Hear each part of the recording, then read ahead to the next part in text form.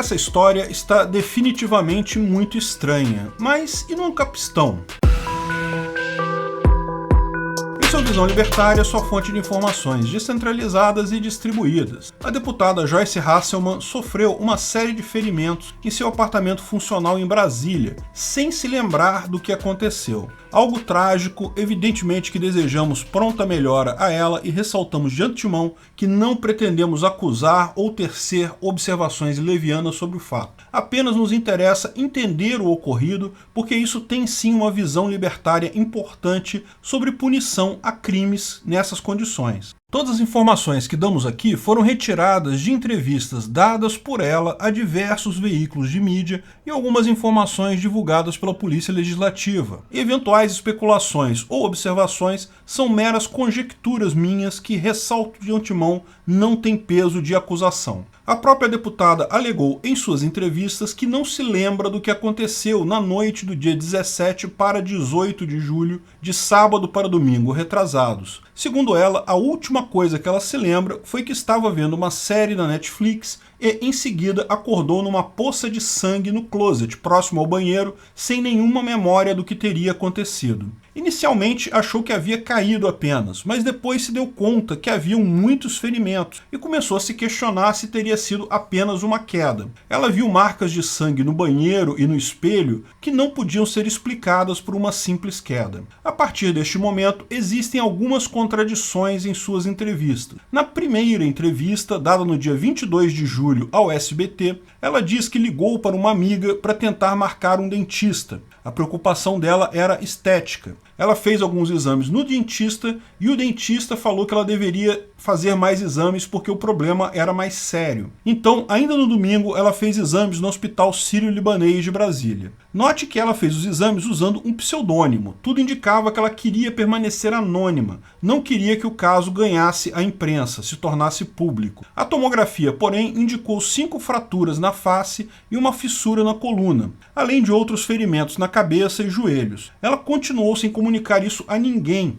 inclusive mantendo posts em suas redes sociais sem mencionar o fato. Até que, na quinta-feira, dia 22, o SBT ficou sabendo do caso e entrou em contato com ela. Então ela decidiu dar uma entrevista explicando o ocorrido. Nessa primeira entrevista ao SBT, lançada ainda no dia 22 de julho, ela omite a presença do marido no apartamento. Mesmo quando a repórter pergunta diretamente, ela desconversa. Sabemos, pelas entrevistas posteriores, que o marido estava sim no apartamento com ela em outro quarto. Essa tentativa de preservar o marido pode ser compreendida pelo fato de que, se resumirmos o fato ocorrido, a descrição de que havia um marido e uma mulher sozinhos em um apartamento e a mulher aparece cheia de ferimentos no dia seguinte, a primeira coisa que todos vão pensar é culpa do marido. Se falar que caiu da escada, bateu o rosto na maçaneta da porta, são chavões que, infelizmente, são até conhecidos por pessoas que trabalham na área. Geralmente isso é briga doméstica e a mulher quer preservar o marido.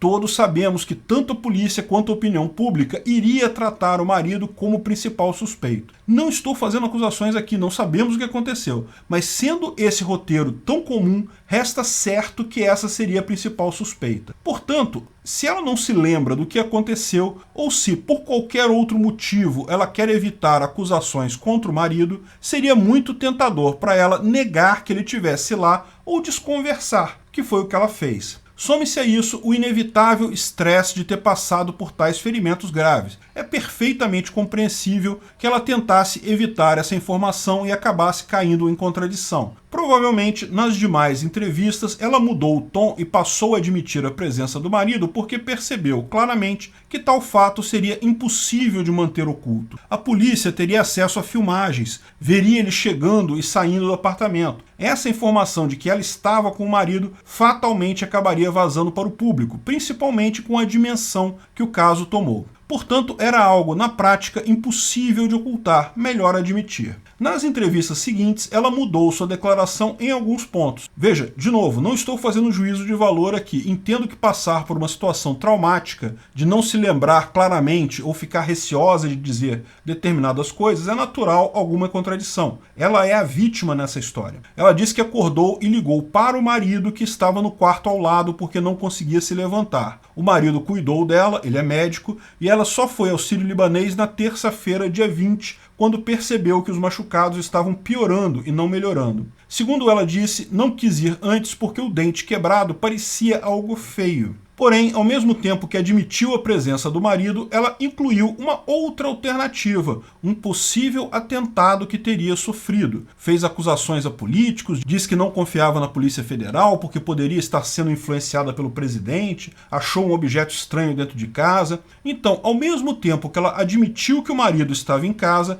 ela levantou essa outra hipótese como mais provável. Novamente, a mim, parece mais uma tentativa de preservar o marido. Não estou dizendo que políticos em Brasília não seriam capazes desse tipo de coisa. Política é um jogo sujo e tem gente que faria coisa muito pior. Veja o caso do Celso Daniel, claramente assassinado por motivos políticos. Porém, ninguém iria arriscar cometer um atentado em uma parlamentar que, no momento, não tem grande projeção política, não está afiliada em nenhum grupo político significativo. Outro fator a se considerar é que ela pede para ser investigada pela Polícia Legislativa, não queria ser investigada pela Polícia Federal. Isso, mais uma vez, pode indicar tentativa dela de controlar a investigação. Ambas as polícias, tanto a legislativa quanto a federal, são altamente profissionais, mas na legislativa ela teria algum poder de influenciar a investigação na direção que quisesse, talvez para longe do marido, talvez visando objetivos políticos, ao passo que não teria essa capacidade na Polícia Federal. A hipótese de fato,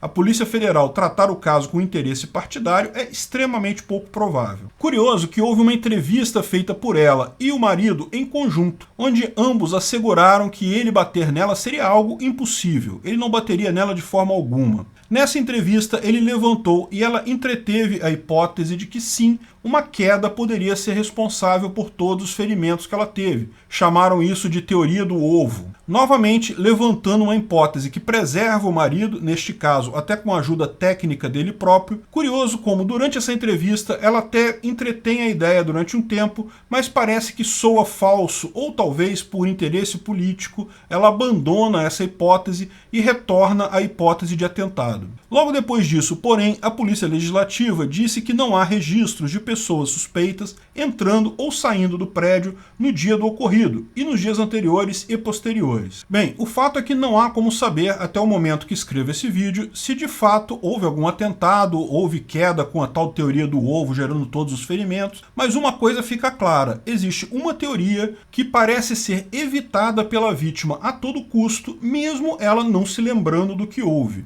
a possibilidade de violência doméstica. A vítima contratou o caríssimo e muito badalado advogado Antônio Carlos Castro, o Cacai, em Brasília, o que pode indicar algum problema. Vítimas tipicamente não precisam de bons advogados. Mas se foi o marido dela mesmo que fez isso, por que ela o protegeria tanto? Bem, infelizmente isso não é incomum. Delegacias e médicos que trabalham com violência doméstica veem um grande número de vezes que a mulher protege o agressor pelos motivos mais diversos. Desde motivos sentimentais, medo da solidão, medo do barraco, medo da fama, até os motivos mais cruéis como ameaça do marido se ela falar alguma coisa. Ou casos que não se aplicariam para Joyce, mas que não deixam de ser comuns em outras situações, como a dependência econômica da mulher ao marido. Infelizmente, existe um enorme número de mulheres que ativamente protegem seu agressor. Mulheres que alegam terem caído de escada, batido com o rosto na maçaneta e outras desculpas que são até manjadas pelo pessoal. Lógico, não dá para ter certeza do que é, mas não dá para fugir da visão que o caso parece